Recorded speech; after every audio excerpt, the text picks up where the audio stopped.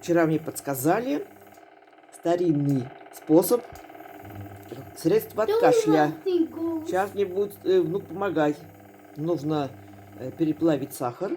Мы этим часто занимались в детстве. Но он должен быть темного цвета. Давай. А ты зрителям это делаешь? Что?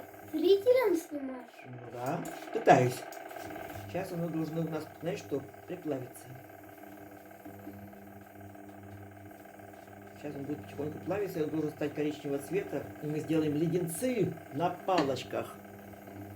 Надо в прошлый раз как снимать. Так, Макар, давайте, помогайте.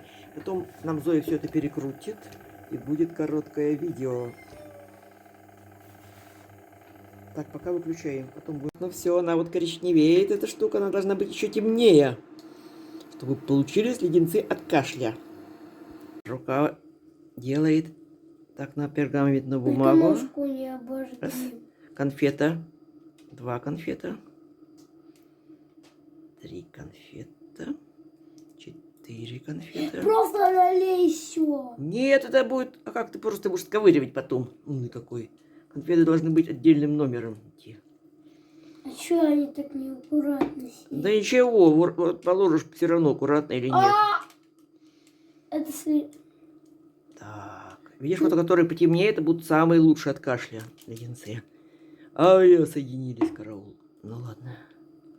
Вот это эти вот это самые будут подходящие от кашля, которые совсем темные. Угу. Так, сейчас будешь тыкать до палочки, пока не застыла. Ну попробуем. Без палочки тоже нормально. Да, где бы? Осторожно, осторожно, у меня сестра в детстве такой ожог получила от этих петушков, что потом месяц ходила на... Что ты там хулиганишь? Ну ладно, что отковыряем, то отковыряем. Так, подвинь сюда ее. Да ё-моё, что за леденцы? Ой. Все, давай, леденцы сюда. На палочке, леденцы на палочке. Так. Ну и хватит, а этого растает у нас отличным образом. Так, не такой горячий. Так, можешь тыкать. Где у тебя эти были?